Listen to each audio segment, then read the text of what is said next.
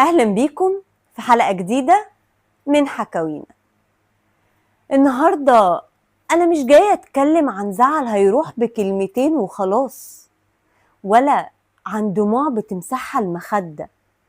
النهاردة إحنا بنلمس الوجع اللي ملوش صوت، الوجع البارد اللي بيبدأ ينهش في الروح لحد ما يحولها لخرابة مهجورة وانت لسه واقف على رجليك وبترد على الناس.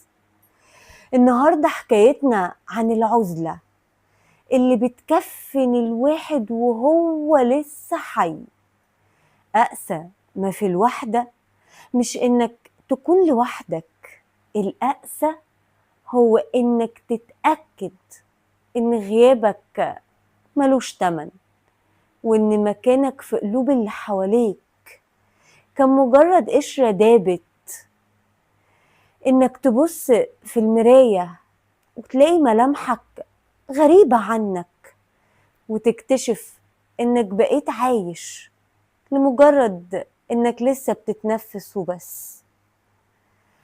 الوحدة هي السجن اللي جدرانه مبنية من خذلان الناس اللي عشنا نشتري خاطرهم، ولما احتاجناهم ملقناش منهم غير ظهرهم. الوحدة هي إنك تصرخ من جواك بأعلى صوت وانت باصص في عين أقرب الناس ليك، وتلاقي نظرتهم عادية وباردة وما بيشوفوش الرماد اللي مالي روحك. أصعب الليالي هي اللي بتعدي عليك وانت سهران بتموت في السكوت، ومستني رنة موبايل أو إشعار يفكرك إنك لسه موجود وعايش، بس الشاشة بتفضل ضلمة والليل بيزيد عتمة والبرودة بتدخل عظمك، وانت متأكد إن مفيش مخلوق شايل همك ولا حتى فاكر ملامحك. النوع ده من الوجع بيموت بالبطيء، بيبدأ لما تبطل عتاب، ولما تلاقي نفسك بتتعود على غيابهم خلاص، وتكتشف إنك بقيت تخاف تفرح عشان مفيش حد هتقوله أنا مبسوط. ولما يحصل لك موقف يكسرك وتمد إيدك في الهوا تلاقي الهوا فاضي ومفيش إيد بتتسند عليها.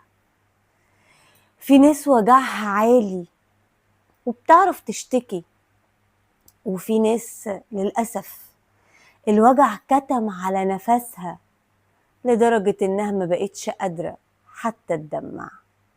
والنوع ده هو اللي بيموت من جوه كل يوم في صمت تام، ومحدش بيحضر عزا روحه.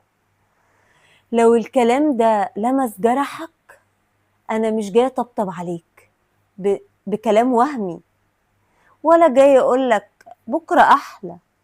أنا بس جاية أقولك إن الوجع ده حقيقي ومؤلم لدرجة طلوع الروح، وإنك مش لوحدك في العتمة دي، حتى لو الحيطان هي ونسك الوحيد.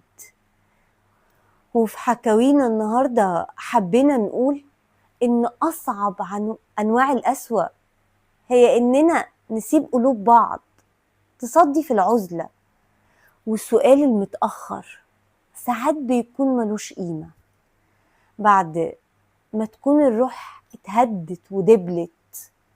وفي نهاية حكايتنا الحزينة النهاردة قفلوا شبابيك العزلة قبل ما تبلعكم، وافتكروا إن غياب السؤال بيموت الروح بالبطيء، فما تسيبوش اللي بيحبوهم يموتوا في السكوت.